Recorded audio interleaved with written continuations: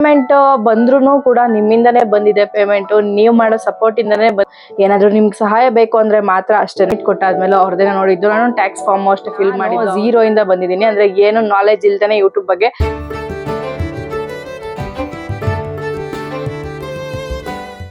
Hi hello guys, welcome back to my YouTube channel. ಎಲ್ಲರೂ ಹೇಗಿದ್ದೀರಾ? I hope ನೀವೆಲ್ಲರೂ ತುಂಬಾ ಚೆನ್ನಾಗಿದ್ದೀರಾ ಅನ್ಕೊಂಡು ನಾನು ಈ ವಿಡಿಯೋನ ಶುರು ಮಾಡ್ತಾ ಇದ್ದೀನಿ.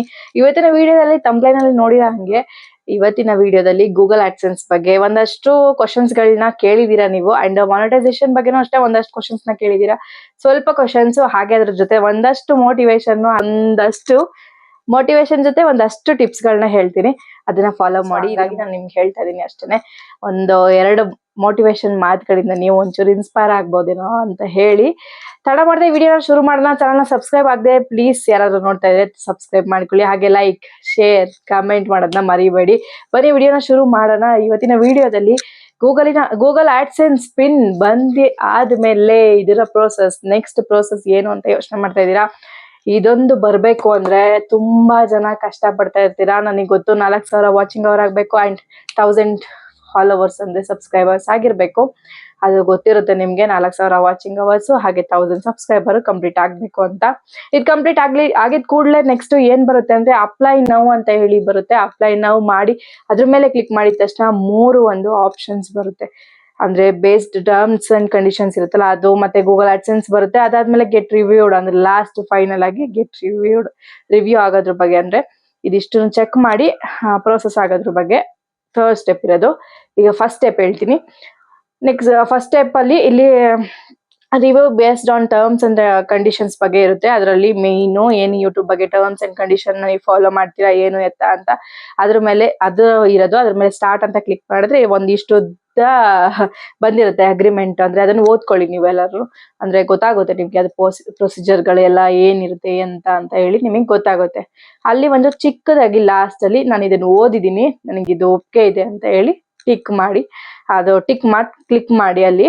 ಅದಾದ್ಮೇಲೆ ಸಬ್ಮಿಟ್ ಮಾಡಿ, ಅಕ್ಸೆಪ್ಟ್ ಅಂತ ಕೊಟ್ರೆ ಮುಗೀತು. ಅದು ಫಸ್ಟ್ ಸ್ಟೆಪ್ ಆಯ್ತು. ಇದು ಇವಾಗ ನೆಕ್ಸ್ಟ್ ಸೆಕೆಂಡ್ ಸ್ಟೆಪ್ ಅಲ್ಲಿ ನಮ್ಗೆ ಸೈನ್ ಅಪ್ ಅಂದ್ರೆ ಗೂಗಲ್ ಆಡ್ಸೆನ್ಸ್ ಗೆ ನೆಕ್ಸ್ಟ್ ಪ್ರೋಸೆಸ್ ಅಂದ್ರೆ ಇವಾಗ ನಾವು ಹೊಸದಾಗಿ ಕ್ರಿಯೇಟ್ ಮಾಡ್ಬೇಕು ಅಕೌಂಟ್, ಅಲ್ಲಿ ಕೇಳುತ್ತೆ.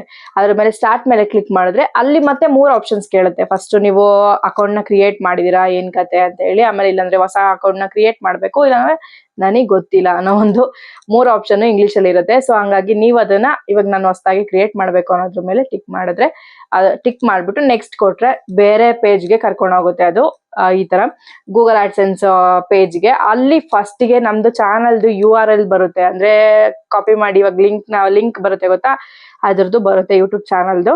ಅದಾಗಿದ ತಕ್ಷಣ ನೆಕ್ಸ್ಟ್ ಟೆರಿಟರಿ ಇಲ್ಲಾಂದ್ರೆ ಮತ್ತೆ ಬಿಲ್ಲಿಂಗು ಅಂದ್ರೆ ಪ್ರೋಸೆಸ್ ಯಾವ್ದು ಕಂಟ್ರಿ ಅಂತ ಹೇಳಿ ಕೇಳುತ್ತೆ. ಇಂಡಿಯಾ ಅಂತ. ಆಲ್ಮೋಸ್ಟ್ ನಾವು ಇಂಡಿಯಾದಲ್ಲಿ, ಕೆಲವರು ಬೇರೆ ಬೇರೆ ಕಂಟ್ರಿಲಿ ಇರೋಂಥವ್ರು ಇರ್ತಾರೆ, ನಾವು ಇಂಡಿಯಾ ಆಗಿರೋದ್ರಿಂದ ಇಂಡಿಯಾ ಸೆಲೆಕ್ಟ್ ಮಾಡಿ ಆದ್ಮೇಲೆ ನೆಕ್ಸ್ಟ್ ಅಲ್ಲಿ ತೋರಿಸುತ್ತೆ ನೆಕ್ಸ್ಟ್ ಅಂತಾನೆ ಪ್ರೊಸೀಜರ್ ಇರುತ್ತೆ, ಸಬ್ಮಿಟ್ ಅಂತ ಕೊಡೋಂಥದ್ದೆಲ್ಲ ಇರುತ್ತೆ, ನೋಡ್ಬೋದು. ಅದಾಗಿದ ತಕ್ಷಣ ಎಲ್ಲ ಡೀಟೇಲ್ ಎಲ್ಲ ಒಂದಷ್ಟು ಬರುತ್ತೆ. ಅದ್ರ ಮೇಲೆ ಟರ್ಮ್ಸ್ ಅಂಡ್ ಕಂಡೀಷನ್ ಮತ್ತೆ ಟಿಕ್ ಮಾಡ್ಬಿಟ್ಟು ಸೆಟಪ್ ಅಕೌಂಟ್ ಅಂತ ಇರುತ್ತೆ, ಅದನ್ನ ಕ್ಲಿಕ್ ಮಾಡಿದ್ರೆ ಈಗ ನೆಕ್ಸ್ಟ್ ಪೇಜ್ ಬರುತ್ತೆ. ಅದರಲ್ಲಿ ನಮ್ಮ ಫಸ್ಟ್ ಅಕೌಂಟ್ ಟೈಪ್ ಅಂತ ಹೇಳಿ ಅದು ಇಂಡಿವಿಜುವಲ್ ಇರಬೇಕು. ಅದ್ರ ಮೇಲೆ ಕ್ಲಿಕ್ ಅಂದ್ರೆ ಅದು ಇಂಡಿವಿಜುವಲ್ ಇರುತ್ತೆ, ಇಲ್ಲ ಅಂದ್ರೆ ಇಂಡಿವಿಜುವಲ್ ಕ್ರಿಯೇಟ್ ಮಾಡ್ಕೊಳ್ಳಿ. ಅದಾದ್ಮೇಲೆ ನೆಕ್ಸ್ಟ್ ನಮ್ಮ ಹೆಸರು ಹಾಗೆ ನಮ್ಮ ಅಡ್ರೆಸ್, ಪಿನ್ ಕೋಡ್, ಸಿಟಿ ಇದೆಲ್ಲ ಬರುತ್ತೆ. ಆ ಅಡ್ರೆಸ್ ಜೊತೆಗೆ ನೀವು ಮೇನ್ ಮಾಡ್ಬೇಕಾಗಿರೋಂಥದ್ದು ಫೋನ್ ನಂಬರ್ನ ಹಾಕಿ. ಫೋನ್ ನಂಬರ್ 1 ಅಲ್ಲ 2 ಬೇಕಾದ್ರೂ ಹಾಕಿ, ಫೋನ್ ನಂಬರ್ನ ಹಾಕ್ಬಿಡಿ ಅಷ್ಟೇನೆ. ಮೇನ್ ಮೊಬೈಲ್ ನಂಬರು ಕರೆಕ್ಟ್ ಆಗಿ ಕೊಟ್ಬಿಡಿ. ನಿಮ್ದು ಆಗಿಲ್ಲ ಅಂದ್ರೆ ನಿಮ್ ಜೊತೆಲಿ ಅಂದ್ರೆ ಹಸ್ಬೆಂಡ್ ಆಗಿರ್ಬೋದು, ವೈಫ್ ಆಗಿರ್ಬೋದು, ಯಾರೇ ಒಂದಾಗಿರ್ಬೋದು, ಅಪ್ಪ ಅಮ್ಮ ಯಾರ್ದೇ ಆಗಿರ್ಬೋದು, ಅವ್ರದ್ದು ಕೊಡಿ ನಂಬರ್ನ. ಮತ್ತೆ ಕರೆಕ್ಟ್ ಅಡ್ರೆಸ್ ಕೊಡಿ. ಬ್ಯಾಂಗ್ಳೂರಲ್ಲೇ ಇರೋರ್ದೇ ಆದ್ರೆ 1 ವಾರದ ಒಳಗಡೆನೆ ಬರುತ್ತೆ. ಬೇರೆ ಬೇರೆ ಕಡೆ ಎಲ್ಲ ಇರೋರ್ದಾದ್ರೆ ನಾನ್ ಕೇಳಿರಂಗೆ ಒಂದು 15 ದಿನ 20 ದಿನ ಅಂತೂ ಖಂಡಿತವಾಗ್ಲೂ ತಗೊಳುತ್ತೆ. ಸೊ ಹಂಗಾಗಿ ಅಡ್ರೆಸ್ನ ಕರೆಕ್ಟ್ ಆಗಿ ಕೊಡಿ. ಬ್ಯಾಂಗ್ಳೂರ್ ಎಲ್ಲಿ ಇರ್ತೀರಾ ಅಲ್ಲಿ ಅಡ್ರೆಸ್ ಕೊಡಿ, ಪರವಾಗಿಲ್ಲ, ಅಲ್ಲಿಗೆ ಬರ್ಲಿ. ಮತ್ತೆ ಮೊಬೈಲ್ ನಂಬರು ಮರಿಬೇಡಿ. ಪಿನ್ ಕೋಡ್ ಕರೆಕ್ಟ್ ಆಗಿ ಹಾಕಿ, ಅಡ್ರೆಸ್ ಎಲ್ಲ ನೀಟಾಗಿ ಫಿಲ್ ಮಾಡಿ. ಇಷ್ಟೇನೆ ಮುಗೀತು. ಇಷ್ಟನ್ನ ಹಾಕಿ ಸಬ್ಮಿಟ್ ಕೊಡಿ. ಇದಾದ್ಮೇಲೆ ನಾನು ಥರ್ಡ್ ಸ್ಟೆಪ್ ಹೇಳ್ದೆ ಗೊತ್ತಾ, ಗೆಟ್ ರಿವ್ಯೂಡ್ ಅಂತ. ಅದು ಇನ್ ಪ್ರೋಗ್ರೆಸ್ ಅಂತ ಸ್ಟಾರ್ಟ್ ಆಗಿರುತ್ತೆ. ಅಂದ್ರೆ ಅದನ್ನೆಲ್ಲ ವೆರಿಫೈ ಮಾಡ್ಬೇಕು, ಚೆಕ್ ಮಾಡ್ಬೇಕು ಅವರು. ಆಮೇಲೆ ಮೇಲ್ ಕಳಿಸ್ತಾರೆ ನಿಮ್ಗೆ. ಅದಾದ್ಮೇಲೆ ವೆರಿಫಿಕೇಶನ್ ಗೂಗಲ್ ಆಡ್ಸೆನ್ಸ್ $10 ಕಂಪ್ಲೀಟ್ ಆದ್ಮೇಲೆ ನಮ್ಗೆ ಪಿನ್ ಬರುತ್ತೆ. ಅಂದ್ರೆ ನಾವ್ ಇದಿಷ್ಟೆಲ್ಲ ಅಪ್ಲೈ ಮಾಡಿದ್ದೆಲ್ಲ ಆದ್ಮೇಲೆ ಪಿನ್ ಬರುತ್ತೆ. ಆ ಪಿನ್ ಅಂದ್ರೆ ಅದಕ್ಕೂ ಕೂಡ ಅಡ್ರೆಸ್ ವೆರಿಫಿಕೇಶನ್ ಮಾಡಬೇಕು, ಮತ್ತೆ ಮೊಬೈಲ್ ನಂಬರು ಎಲ್ಲ ಸೆಟಪ್ ಎಲ್ಲ ಇರುತ್ತೆ. ಅದಕ್ಕೂ ಪ್ರೋಸೆಸ್ ಟೆಕ್ ಚಾನಲ್ಗಳಿದೆ, ನಾನು ಇದರಲ್ಲಿ ಹೇಳೋದೇನು ಬೇಡ ಪೂರ್ತಿಯಾಗಿ.